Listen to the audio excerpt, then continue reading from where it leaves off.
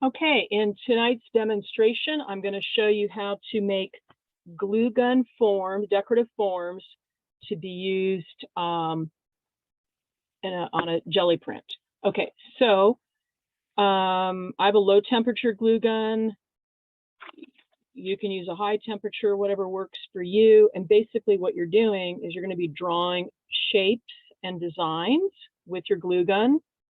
And a silicone baking mat. This is one I cut in half. You can get it at Smart and Final for about $6. Works really well. If you don't have that, parchment paper. I'm going to use both. Okay, so, and my glue gun has not really been cooperating. It's like my little cheapy glue gun.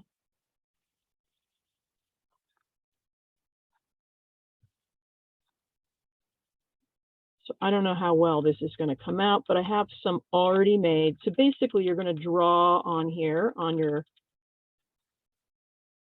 silicone mat or your parchment paper.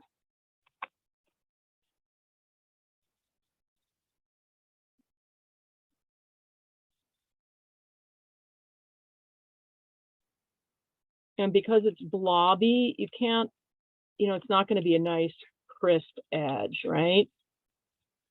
That's okay. Okay, your glue gun lines do need to be connected. Otherwise, you're just going to pull apart. Okay, so once I've done something like that, I like to put the parchment on top and rub it to kind of flatten it a little bit. That's going to make it easier when you put them on the jelly plate and try and pull a print. If they're flatter, it's going to be easier to rub and get the paint in between. I'm going to have to give that a minute to dry before I peel that up. But here's what some of my forms look like that I've made and that I am going to use.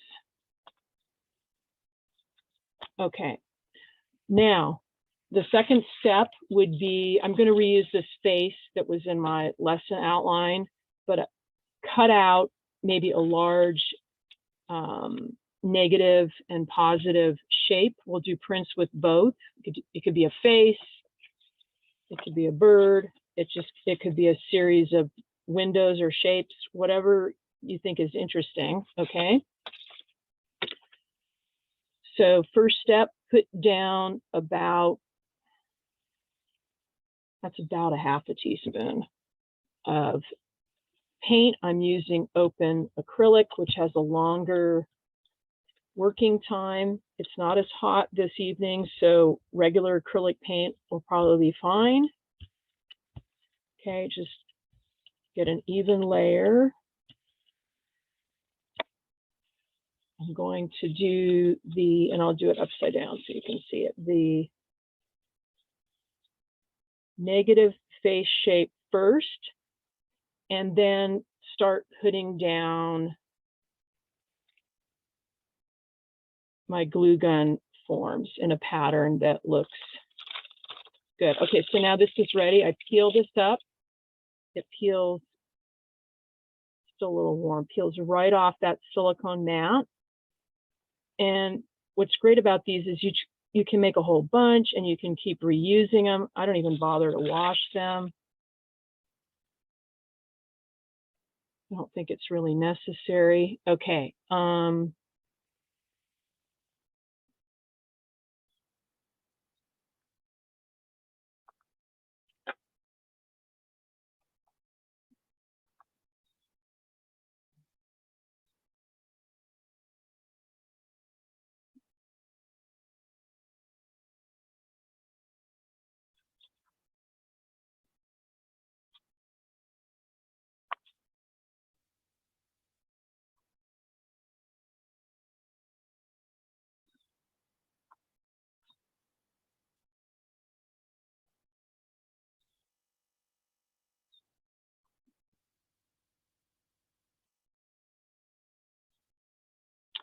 Okay, that looks pretty good. So now I'm going to pull my first print And I'm going to go with the deli paper, the sandwich paper from Smart and Final, because I know this is all going to come out white. There's going to be a lot of white space, and that would be good for making the transparent paper. Plus all those white areas will show through once I put Mod Podge on. Okay, so I'm kind of having to press in with my fingers.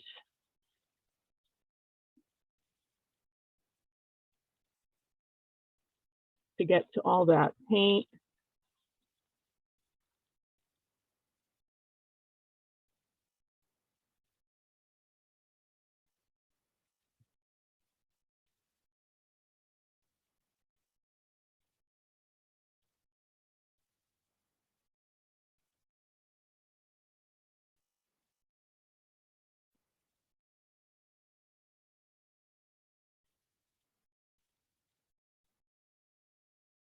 Okay, that looks pretty good. Okay, so here is print number 1. And you might think, well, that doesn't look like much of anything. But because I'm going to Mod Podge and then lay it over something, for example, here is some writing. You can't, it's going to show through, okay? So I might find some other interesting imagery to put behind that. Okay, now I remove all of these things. And that's when I get really excited, because all of these patterns appear here.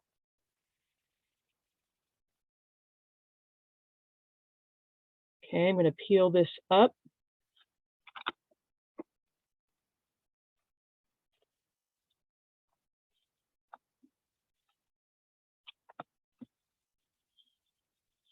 Okay, and then I'm going to save this file folder paper because it's absorbed paint, and I could even use that as collage material. Okay, now I'm ready to pull a print of this. I'm going to use I think it's a print paper. It's a little bit thicker than what I used the last time.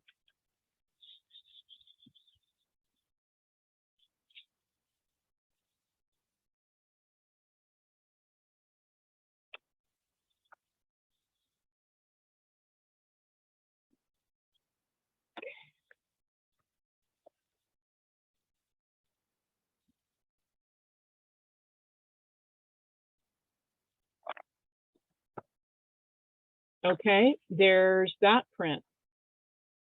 Kind of creepy, kind of kooky. Okay, and there's still more ink on here, so I'm going to pull yet one more print, call it a ghost print.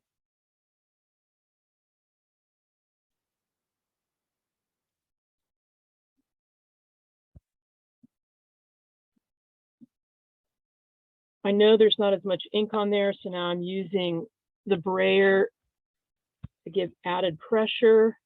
It's okay if the ink is on there on the back because it's not a transparent sheet of paper.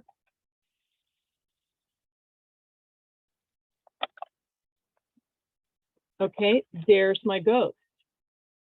Still plenty ink on there. I love that one too. Okay, I am going to go add more ink, and now I'm going to do the positive head shape.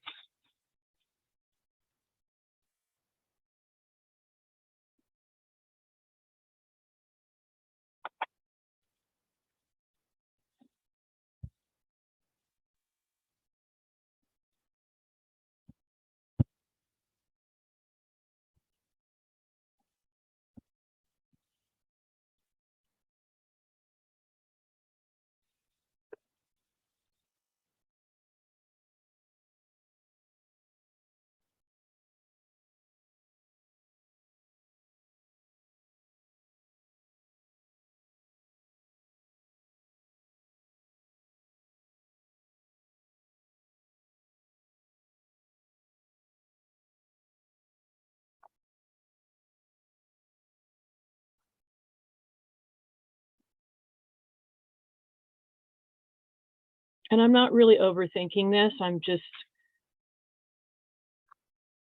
wherever seems about right. I'm putting a piece, doesn't have to be the full piece.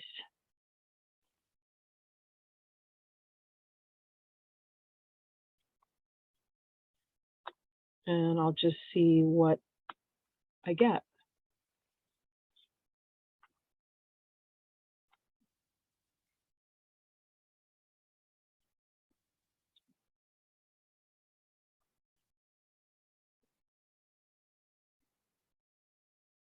I'm kind of packing them in tightly. They remind me of cave art or petroglyphs. So I want a lot of these. Okay, here comes the deli paper.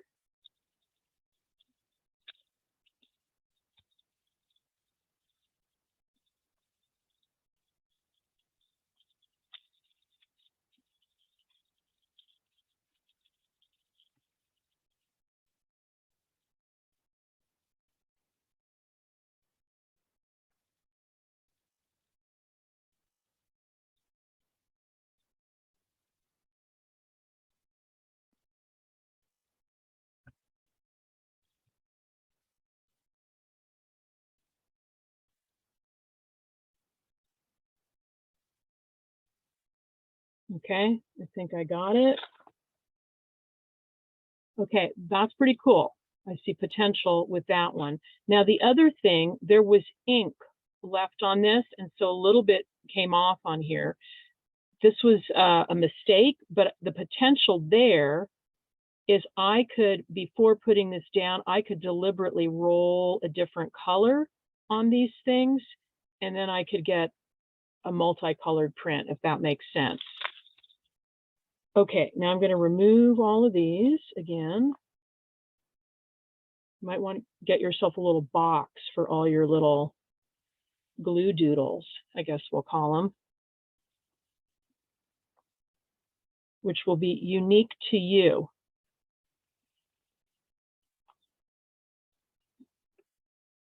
I came late. Where did those things come from? Louise, I'm in the middle of recording, and I'm going to ask that you keep yourself muted right now.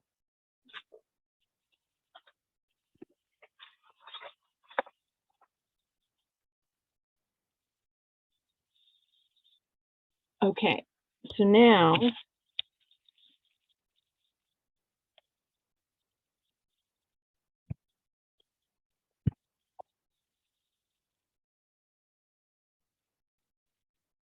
okay, so here is print number 1, or actually number 2, and then I'm going to do the ghost print. Let's see what I get.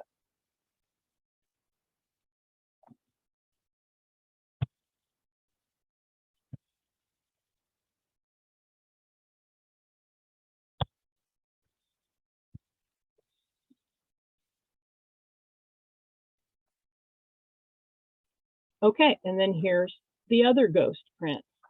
Okay, now very quickly,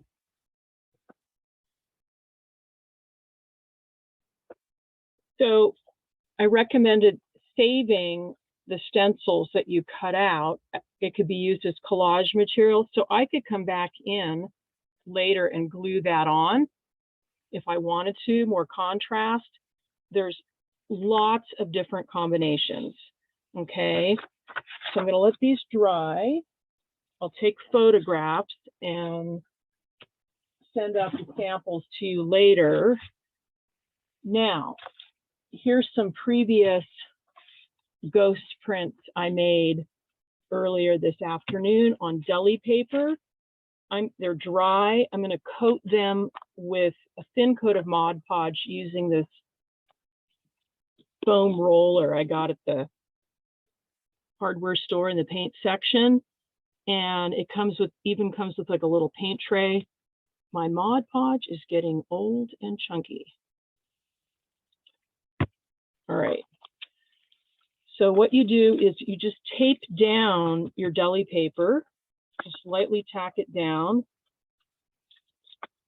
And then I'm just going to do a very thin coat of Mod Podge across the whole surface. when it dries, it's going to feel almost like oilcloth or like an acrylic skin. And it'll be transparent, and you can cut it and embed it in other work. You can lay it over text. So if you can get some of this at Smart and Final, if you haven't, that would be great. If you don't have any and you want to do some tonight and you've got tracing paper, you can also do with tracing paper.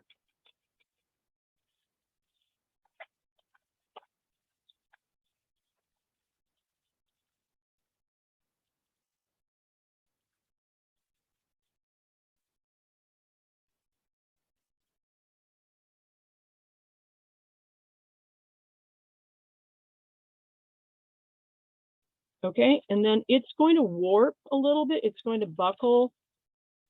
Don't worry about that. Once it dries, you can flatten that all out, and it's rather malleable. Okay.